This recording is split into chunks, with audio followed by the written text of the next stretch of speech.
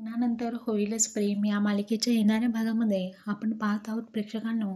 नंदिनी विरुद्ध साक्ष आता दीपकने दिलेले आहे. विक्रम नंदिनीला म्हणतो की तुझ्याकडून ही अपेक्षा नव्हती.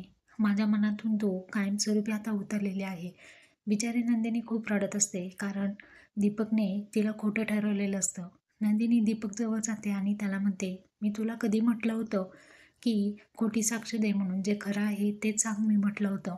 आता दीपक तिला उलट म्हणतो की तू सांगितलं होतं स्वार्थाविरुद्ध खोटी साक्ष दे, तर तसं मी केलं. त्याप्रमाणे तू मला बेलवरती सोडवलं आणि अजूनही तुझं माझ्यावरती प्रेम आहे, हो की नाही, असं म्हणतो. तेव्हा नंदिनी त्याच्या जोरात कानाखाली ठेवून देते आणि नंदिनीचा विश्वास पुन्हा एकदा आता दीपकने तोडलेला असतो. घरातील सर्वांसमोर नंदिनी आता खोटी ठरलेली आहे.